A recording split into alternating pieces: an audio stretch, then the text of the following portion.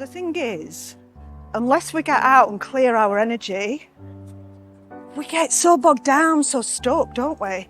We've got to get out in this, like a bit of sunlight, the water. It's that wind as well, isn't it? You know, when you feel it in your hair.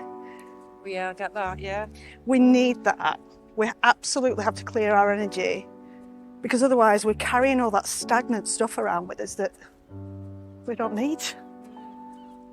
I suppose for me, I come across lots of ladies who, well, not only ladies, but people, they just don't realise how depleted they are, how energetically drained they are. And then what happens is they end up putting themselves down like they've done something wrong and like they're something to blame, and it's not true.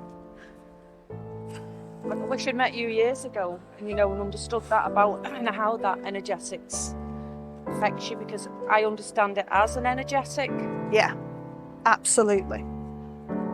But we don't realise that early on, do we? So we end up doing all the things and following all the stuff and all the shiny objects, and then we find ourselves completely depleted, burnt out.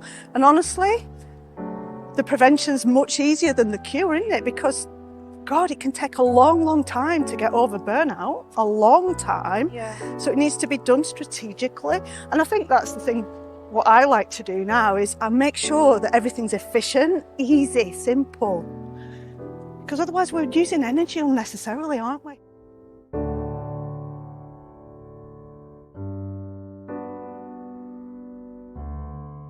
So one of the things is you can feel dissatisfied with your life. Right. So you might feel like you're overwhelmed, Yeah. like things too difficult. Yeah. You get, your job isn't quite as satisfying as it used to be. Mm-hmm. But then we're trying, but we're using that tiny little bit of energy that we've got left. We're using those tiny little bits. And that's where we get burnout, complete depletion. Keep on moving, don't we, with the energy.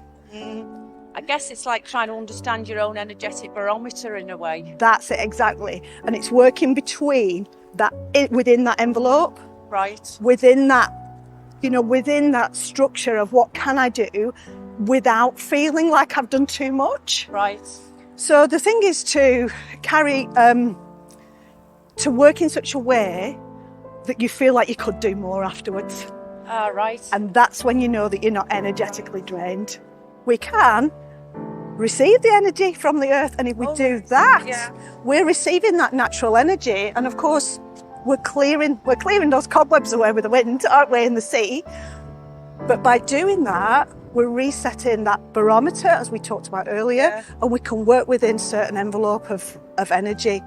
And that's what's important, because I absolutely do not believe we should be making ourselves ill to make a living.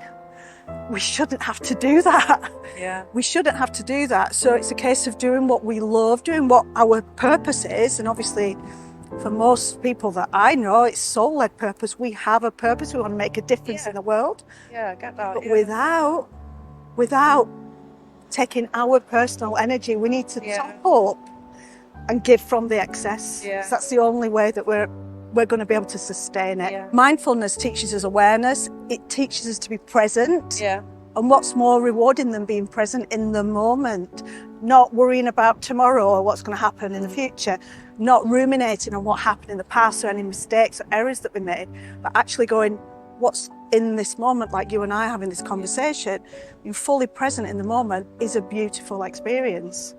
That's a mindful way of living.